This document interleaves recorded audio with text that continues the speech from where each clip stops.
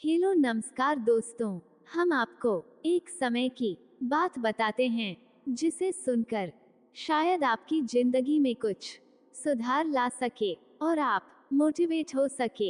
एक समय की बात है, एक राजा के नगर में एक बूढ़ा व्यक्ति रहता था जिसके पास एक सुंदर सफेद घोड़ा था। वह इतना सुंदर था कि जो भी उसको देखता था तो उसे वह घोड़ा पसंद आ जाता था। नगर के साहूकारों ने उसकी बोली भी लगाई। उस बूढ़े व्यक्ति को उस घोड़े की बहुत अच्छी रकम दे रहे थे, लेकिन उस बूढ़े आदमी ने उन साहूकारों को घोड़ा नहीं दिया। जब राजा को ये बात पता चली कि उनके नगर में अति सुंदर घोड़ा है जिसे देखकर हर कोई मोहित हो जाता है, राजा ने सोच लिया कि इस घोड़े को देखने चलते हैं। अगर पसंद आ गया तो उसे खरीद लेंगे। राजा नगर में आए और उस व्यक्ति का घोड़ा देखा तो राजा बोलते हैं, सुंदर, अति सुंदर। राजा कहते हैं कि पहले ऐसा घोड़ा कभी नहीं देखा और राजा को वह घोड़ा पसंद आ जाता है। राजा उस व्यक्ति को घोड़े की अच्छी रकम देने लगे। राजा कहते हैं, तुम सोने के सिक्के ले लो और ये घोड़ा मुझे दे दो। परंतु वह व्यक्ति कहता है कि राजा जी, मैं ये घोड़ा नहीं दे सकता, चाहे आप कितनी ही कीमत दे दो, मैं इस घोड़े को नहीं दे सकता। ये घोड़ा भी मेरे परिवार का एक व्यक्ति है और ये मेरे परिवार का सदस्य है। मेरा गुजारा इसी से चलता है और मैं नहीं दे सकता। राजा कहते हैं, जैसे तुम्हारी मर्जी। कुछ दिनों बाद उस बूढ़े व्यक्ति का घोड़ा खो जाता है। कुछ लोग निंदा चुगलियां करने लगे और कुछ लोग कहते हैं कि हमें तो पता था कि किसी दिन घोड़ा चोरी होगा, और वही हुआ, क्योंकि घोड़ा इतना सुंदर जो था। एक व्यक्ति बोलता है, तुमने बहुत बड़ा नुकसान उठा लिया है। जब तुम्हें साहूकार अच्छी रकम दे रहे थे, दे देना था। और कुछ कहते हैं, जब तुम्हें राजा जी सोने के मुहर्रे और सोने के सिक्के दे रहे थे, तब तुम्हें दे देना था। तुम बूढ़े हो गए हो और गरीब हो, तुम्हारे पास इतना महंगा घोड़ा कैसे रख सकते, तुम्हें दे देना था। लेकिन बूढ़े व्यक्ति ने किसी भी बात का कोई जवाब नहीं दिया। वह इंसान कहता है, जैसी भगवान की मर्जी। कुछ समय बीत गया, लगभग 1 महीना होने को आया। तभी उस व्यक्ति का घोड़ा एक रात को दौड़कर आया। घोड़ा चोरी नहीं हुआ था, बल्कि वह रात को चोर को मारने के लिए पीछे दौड़ा और वह जंगल में भटक गया।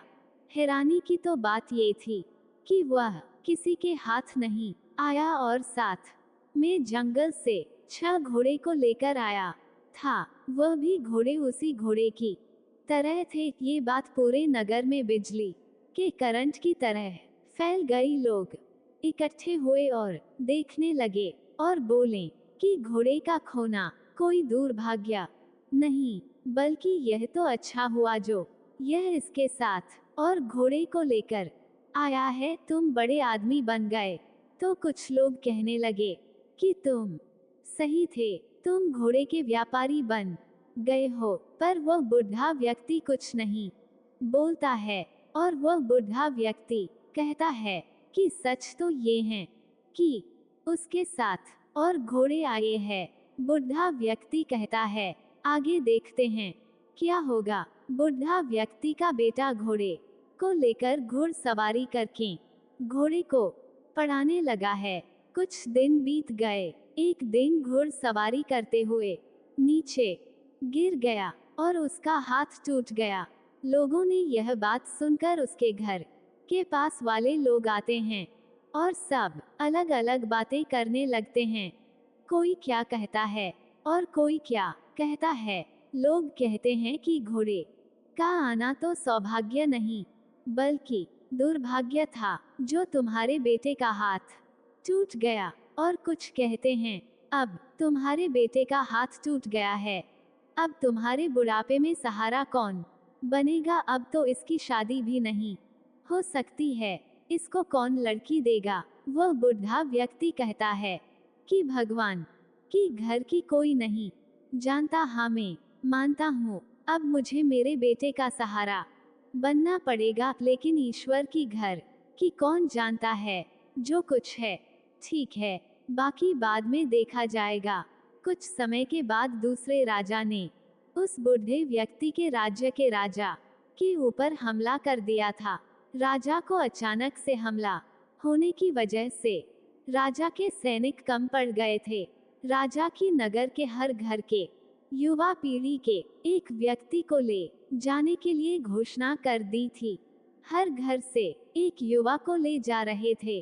किसी के एक बेटा था, उसको भी ले जा रहे थे। जिनके 2 बेटे थे, उनके भी एक बेटे को ले जा रहे थे। बहुत लोग युद्ध में अपने बेटे को नहीं भेजना चाह रहे थे, लेकिन उनको भेजना पड़ा। इस बूढ़े व्यक्ति के एक ही बेटा था और उसका भी हाथ टूट गया था, इसलिए उसके बेटे को युद्ध में नहीं ले जाया गया। सभी लोग इकट्ठे होते हैं और बूढ़े व्यक्ति के पास बैठे हुए कहते हैं कि तुम सही थे, तुम्हारे बेटे का टूटा हुआ हाथ वरदान साबित हुआ, जो कि तुम्हारे बेटे को सेना में नहीं जाना पड़ा।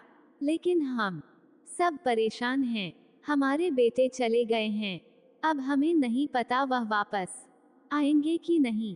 हम सब जानते हैं कि तुम गम और खुशी में एक जैसे रहते हो, लेकिन ये सब तुम कैसे कर लेते हो? बूढ़ा आदमी बोलता है, सबसे पहले सच को समझो। सच तो ये है कि तुम्हारे बेटे अपने राज्य की मातृभूमि की रक्षा के लिए गए हैं। शायद तुम्हारा मन नहीं था, फिर भी ये हो गया है। ये दुर्भाग्य है या वरदान, ये कोई नहीं जानता है। बुढ़ा व्यक्ति कहता है, जब तक तुम चीजों को अच्छा या बुरा कहना नहीं छोड़ देते हो, तब तक तुम परेशान ही रहोगे। क्यों चिंता करते हो? चिंता करो तो अपने नसीब की करो, अपना काम करो। क्या अच्छा, क्या बुरा, क्या घाटा, क्या मुनाफा, क्या फायदा, यह मत सोचो, बल्कि क्या करना है ये सोचो। जैसे तुम अखबार की एक लाइन को पढ़ कर पूरा अखबार नहीं पढ़ा जाता, वैसे ही एक घटना को देखकर पूरी जिंदगी का पता नहीं किया जा सकता। लोग क्या कहेंगे, क्या बोलेंगे, तुम ये मत सोचो। चाहे लोग कुछ भी बोले, तुम तुम्हारे काम पर ध्यान दो और आगे बढ़ते जाओ। दूसरों के कहने सुनने से तो अच्छा है हम हमारी मन की सुने और जीवन में आगे बढ़ते रहे।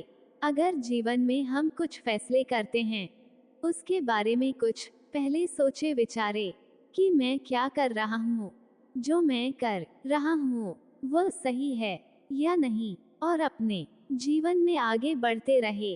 तुम लोगों की बातों पर ध्यान दोगे तो तुम्हारा मन बेचैन होने लगेगा। तुम अपनी जिंदगी में अपने जरूरी काम पर ध्यान दो। लोग तो कहते हैं और कहते ही रहेंगे, तुम अपने काम को लगन और ईमानदारी से करते रहो, जो हमेशा तुम्हें अंदर से खुशी देगा, और अपने जीवन में कभी ठोकरें नहीं खाओगे। दूसरों की कहीं ना सुने, अपने मन की सुने। जय हिंद दोस्तों।